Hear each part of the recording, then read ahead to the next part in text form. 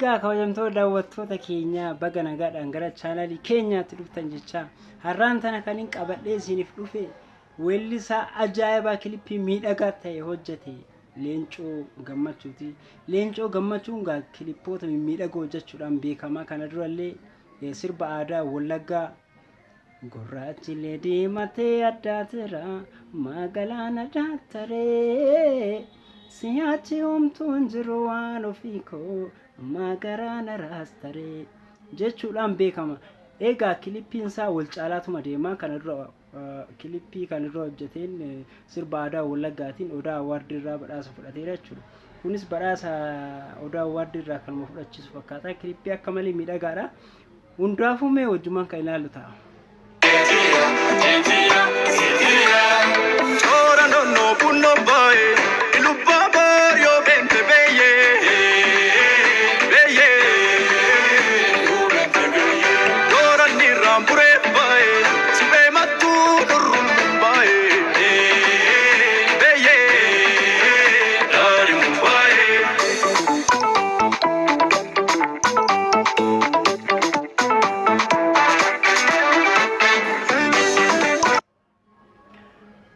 Egaa yeroo baay'ee artistoonni keenya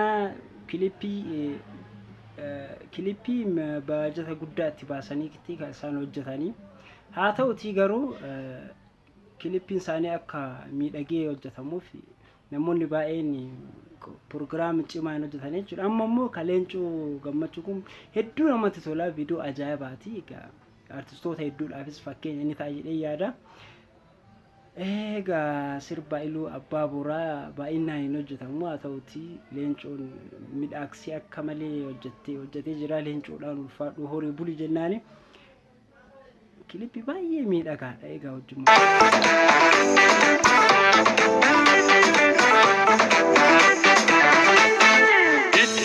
itti malee ya kormako maal makaana tantaari sirbinaan sirbii malee yaadamako maal makaana kaabari duraalee saayyan booraa ya kormako gootichoo bariiduulee aninnan jooruufu suma ayyaan turtii milkiin tole Ilubaaboor fardi booraa jeesaan faachuma kooraa Ilubaaboor hooye Ilubaaboor fardi booraa jeesa faachata koora. Egaa Ilubaaboor fardi booraa jeesa maal jedha. Haa ta'u gaa abbaa booraa jechuun maqaan isaanii akka seenaa irraa hubannetti Caalishoon jedhamanii mootii abbaa gadaa nama cimaa naannoo saniiti jechuudha. Haa ta'u nama cimaa naannoo saniiti.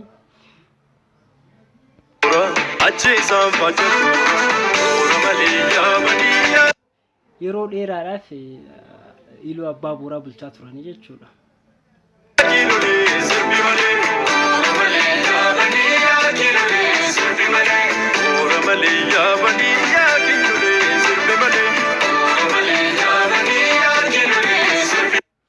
Boora malee yaabanii yaa kiilolee sirbi malee.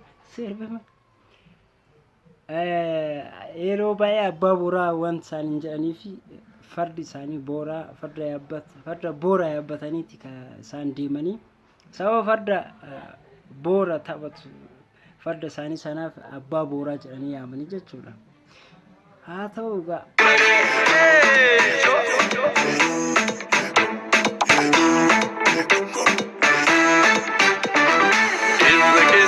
Tanna sangaan keenya battalii barsangaan keenya maniyee.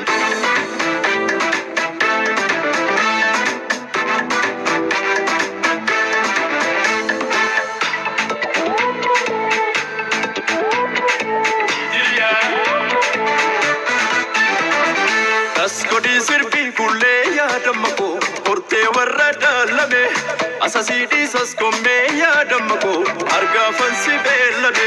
Ibnulee waanun arguu yaa kormako miilaa jechuun muurani waan baanee bergataanee yaa kormako gameessan takaalani sabeeffattu kuula shii sonee hin sabbata sonee hidhiin sabbata sirbitu sirba shii onneen maana dhiittata onneen maana dhiittata. Warra waajuutti sirbuu yaa korma kooyee allee harkaan naasisu sirbitu silaa hiikooyaa leenca kooyee daabara natteessisu borii booraa ajjeesaan faacha kooraa borii booraa ajjeesaan faacha kooraa. Yaasuma shangoo. Borii boora ajjeesa faachanii korma borii boora ajjeesa faacha leencoo horii bulii waggaa kuma bulisin jenna leencoo nu boonsigaa aartii Oromoo keessatti nama shoora olaanaa ba'aa jirudha. Nama aartii qofa osoo hin taane aadaa uummata Oromoo kana nama addunyaatti beeksisaa jirudha. Leencoodha waggaa kuma bulisin jenna. Kumakan shangoometti beekoonee filattuudha waan baaneef sila taane waan sichi malachuudha. Kalamaa jabooru duruu sirraa lolu kalamaa jabooru duruu sirraa lolu.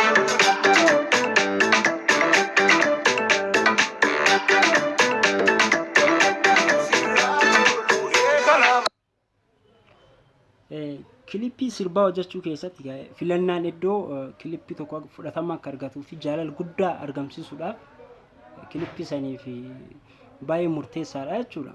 Egaa leencoo irraa akkaan ilaalee hubadhetti wanti hafe takkayyuu hin jiru. Leencoon akka malee miidhagsee hojjetee jira. Kana namoota baay'eedhaaf kilippiin kun hojii uumee jira. Batalaa Oromoota qofaaf illee osoo hin taane warroota saba kaanii fi akkasuma faranjoonni illee yeroo ammaa viidiyoo kana beeksisuu jiranii.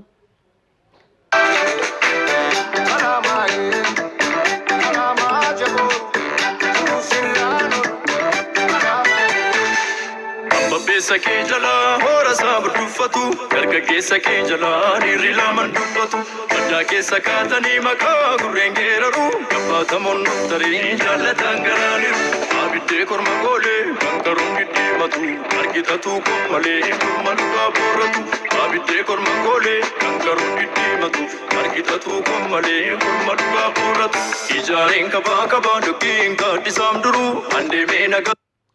Egaa eboonni qabatee deemu kana kilippii kanarratti eboonni qabatee ittiin hojjete kun eboo mootii yeroo sana natti fakkaata.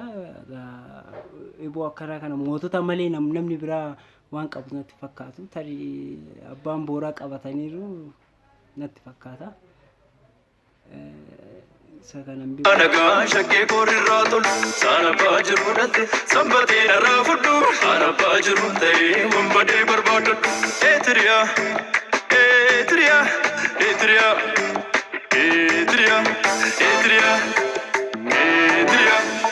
Kilippii kanarraa wanti hafe takka illee hin jiru. Uffata dabalatee shubbistoota dabalatee bootaa indoonni hojjetan san dabalatee. Egaa leencoon wantoota mimmiidhagoodha kan inni hojjetu. Kana dura akkuma isiniif ibsetti sirba aadaa Wallaggaa hojjetee egaa Odaa Waardirraa badhaasa fudhatee jira. Ammallees dabalii fudhadhu isin jenna leencoo badhaasni sirraa hin hafiin akka aadaa keenya guddisuudhaaf itti dhamaa jirtu kana egaa uummanni keenyallee si jaallatee hamilee siif ta'ee subscribe, like, share gochuudhaan si bira dhaabbachuu qabanii. Adara